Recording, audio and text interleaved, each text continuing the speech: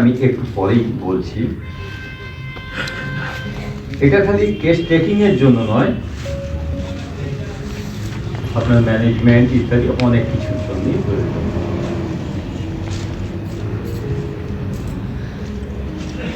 যে কেসটা বলবো তার আগে একটা ইতিহাসে একটা ঘটনা বলি। লেখক হচ্ছেন জিম করবেট, বিখ্যাত শিকারী। তার লেখা বই আছে মাই ইন্ডিয়া, সেখানে একটা চ্যাপ্টার আছে কুঁয়ার সিং। এই কুঁয়ার সিং জিম করবেটের সঙ্গে শিকার করতে যেত। আরেকটা বলা আছে, এই যেটা আমি বলছি এই বিষয়টা আজ থেকে প্রায় 15-20 বছর আগে ওটায় হায়ার সেকেন্ডারি কি মাধ্যমিকে পাঠ্য বিষয় ছিল। বিষয়টা হলো, জিম করবেটের কাছে খবর এলো কুঁয়ার সিং মরতে বসছে। উনি তাড়াতাড়ি গেলেন কুঁয়ার সিংকে দেখতে, বহুদিনের পুরনো লোক, চেনা লোক। এবারে গিয়ে যা দেখলেন, একটা ছোট ঘর, এবং সেই ছোট ঘরটা প্রচুর লোক।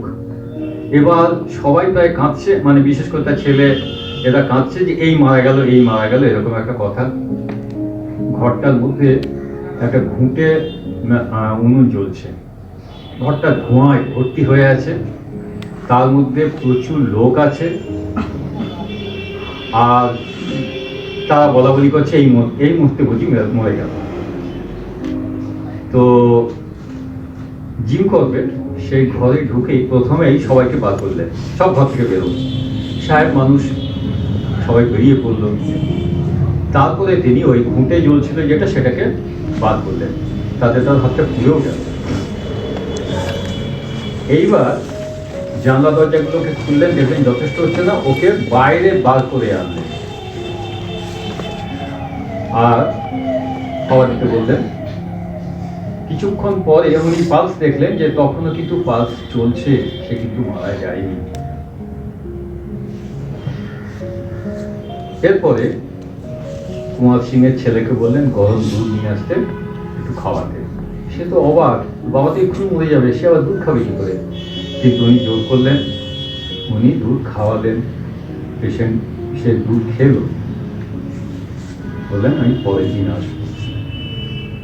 পরের দিন সকালে এসে দেখলেন গভীরভাবে ঘুমে আচ্ছন্ন। এরপরে ওষুধের কথা কিছু নেই এখানে, এই রোগী কোনো ওষুধের কথা ওষুধ দেওয়াও হয়নি, শুধু ম্যানেজমেন্ট হয়েছে। 4 বছর এই রোগী, এই পেশেন্ট বেঁচে ছিল। কুঁয়ার সিং 4 বছর পরে স্বাভাবিক মৃত্যু হয়। আমাদের সমস্যার জায়গাটা এরকম। স্যার বারবার বলতেন তোমরা খালি ওষুধ দিয়ে খালাস, বারবার স্যারের কথা মনে করে, তোমরা খালি ওষুধ দিয়ে খালাস, তোমাদের আর কোনো কাজ নেই। পেশেন্ট কি করে বলতো সেও তোমাদের জানার দরকার নেই, আর কিছু করতে হবে কিনা সেও তোমরা ওষুধ দিয়ে খালাস। এরকমই একটি ঘটনার সাক্ষী আর আমার একটি ছাত্র এখানে আজকে এসছেও। পরশু ডাক্তারখানায় বসে আছি, যখন দুপুরবেলা, তখন একজন হন্তদন্ত হয়ে এলো, তার বাবাকে একবার দেখে যেতে হবে না, এখন তো অসম্ভব, কাগজপত্র নিয়ে আসুন দেখছি।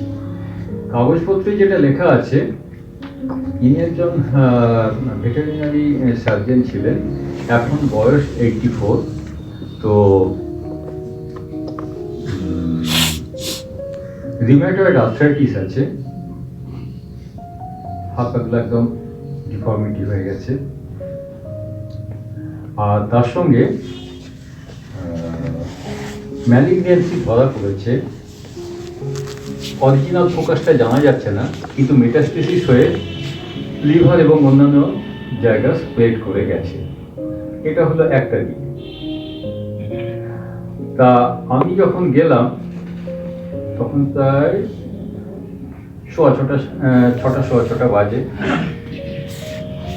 ঘরে গেলাম, গিয়ে দেখলাম খুব র্যাটলিং সাউন্ড হচ্ছে, অনেক দূর থেকে শোনা যাচ্ছে। পেশেন্ট কনসাসনেস একদমই নেই। আর যেটা সবচেয়ে মানে আমার নজরে লাগলো, জানলা দরজা সব বন্ধ, একটা বেশ বড় সড়ো রুম টেম্পারেচার চলছে, খুব আওয়াজ হচ্ছে তার। তা আমি বললাম দরজা জানলা বন্ধ কেন? বললাম মশার উৎপাতে।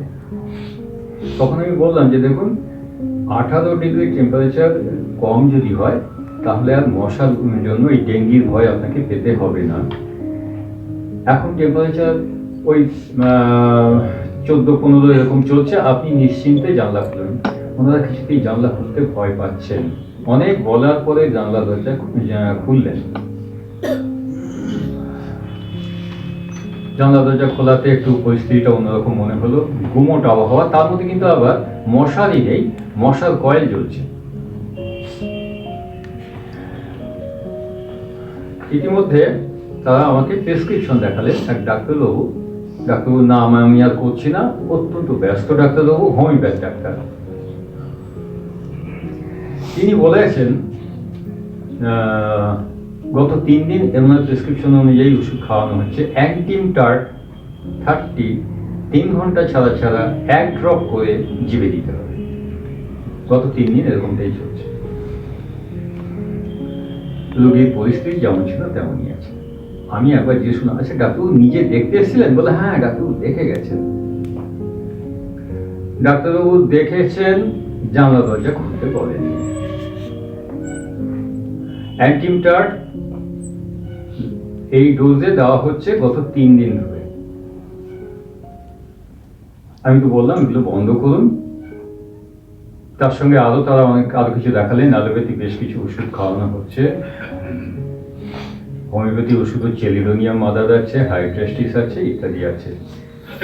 যাই হোক, 24 ঘন্টা পরে গতকাল রাত্রে আমি শুনেছি পেশেন্ট অনেক ভালো, র্যাটলিং সাউন্ড প্রায় নেই। আমি বললাম আপনি খাওয়াতে পেরেছিলেন? আগের দিন বলছিলেন যে খাওয়াতে পারেননি। বললাম হ্যাঁ, সকালবেলা মা খাইয়েছেন, দুপুরেও খাওয়ানো গেছে, রাত্রে ভাবছি কিছু যদি সেদ্ধ ভাত করে খাওয়াতে পারি।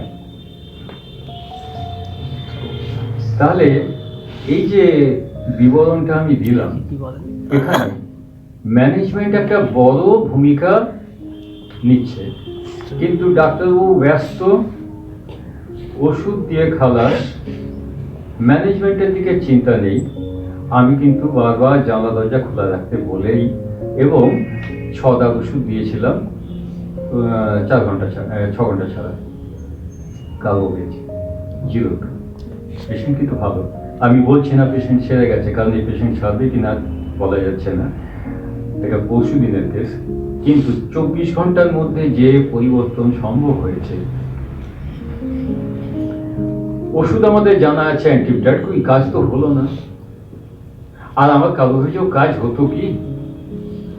কারণ শ্বাসকষ্ট হচ্ছে, জানলা দরজা বন্ধ। এইরকম পরিস্থিতিতে এই কুমার সিং এর গল্পটাই আমার মনে পড়েছিল, একদম তারই একটা দেখতে পারলাম। তাহলে আমি এই জন্যই বলছি যে ওষুধ আপনাদের জানা আছে, জানেন না তা নয়, প্রত্যেকেই জানেন। কিন্তু এই কেসটা যেটা বললাম, এটা ম্যানেজমেন্টের জন্য এই সমস্যাটা তৈরি হয়েছে। শুধু তাই নয়, এরকম প্রতিদিনই আমাদের কাছে বেশ কিছু পেশেন্ট আসে যাদের সম্বন্ধে কিন্তু আমাদের আলাদা করে ভাবতেই হয়। ঠিক 2 সপ্তাহ আগে মনে করে দেখুন, সেই সময়টা কিন্তু বেশ গরম চলছে, হঠাৎ করেই ঠান্ডা পড়ল। একটি মেয়ে, বয়স 22-23 হবে, সদ্য মাস্টার ডিগ্রি করেছে। তো এসে কপালে ঘাম হচ্ছে, একটু ফ্যানটা চালান না। আচ্ছা, ফ্যান চালিয়ে দিলাম। তারপরে তার কিছু সমস্যাটা, তার মাও সঙ্গে এসছে, শুনলাম। 2-4 কথা জিজ্ঞাসার পরে তারপরে জিজ্ঞেস করলাম টেনশন ইত্যাদি কিরকম। তখন তার মা বলছে, ওহ ডাক্তারবাবু, গত 3টে মাস আমাদের যা গেছে, কি না মেয়ে পরীক্ষা দেবে, সেই ঘরে কেউ যেতে পারবে না, কোনো কথা বলা যাবে না, মেয়ে ভীষণ টেনসড হয়ে আছে, কবে পরীক্ষা শেষ হবে। 3টে মাস আমাদের খুব আস্তে আস্তে কথা বলতে হচ্ছে, জোরে কথা বলা যাবে না। ঠিক আছে, শুনলাম। এবার জিজ্ঞেস করলাম ঘাম কেমন হয়? হ্যাঁ, খুব ঘামি। হাতে ঘাম হয়? না না, আমার হাতে ঘাম হয় না। এটা ওটা জিজ্ঞেস করে আবার জিজ্ঞেস করলাম, হাতে ঘাম হয়? না না, আমার হাতে ঘাম হয় না। আমার চিন্তাটা হলো যে ঘরে এসে আমাকে বলছে পাখা চালাতে, যার এত বেশি টেনশন পরীক্ষার জন্য, আমার দৃঢ় বিশ্বাস তার হাতে ঘাম হয়। এই পেশেন্ট খুব সম্ভব এই জীবনে প্রথম হোমিওপ্যাথি ডাক্তারের কাছে এসেছে। আমি বললাম, দেখি তোমার হাত দেখি। হাতে কিন্তু ঘাম। আমাদের শাস্ত্রে বলা আছে রুগী যা বলবে তাই করবে, তাই লিখবে। আপনি এই কেসে কি করবেন? আমার নলেজ বলে দিচ্ছে ওর হাতে ঘাম আছে, রুগী কিন্তু অস্বীকার করছে আমার হাতে ঘাম নেই। সেই জন্য এই সাবসেশনটার দরকার আছে। দেখি হাত দেখি, শেষ পর্যন্ত দেখলাম হাতে ঘাম আছে। বলার পর একটু খেয়াল করিনি। তো ইয়ং জেনারেশন যারা এইভাবে হোমিওপ্যাথি ডাক্তারের কাছে আসবে, ডাক্তারকে কিন্তু বোকা বানাবে। ডাক্তার কেন? আমাদের শাস্ত্রে লেখা আছে যে রোগী যা বলবে, কিন্তু রোগী যা বলবে সেটা ভেরিফাই করতে হবে না, এমন কথা নেই, কিন্তু রোগীর কথা ভেরিফাই করতে হবে। আমি জানি ও নিশ্চিত ঘাম আছে, যার জন্য এই কথা বলেছি। সেই রকমই এই কেসটা বোধহয় আগেও একবার এখানে বলেছিলাম।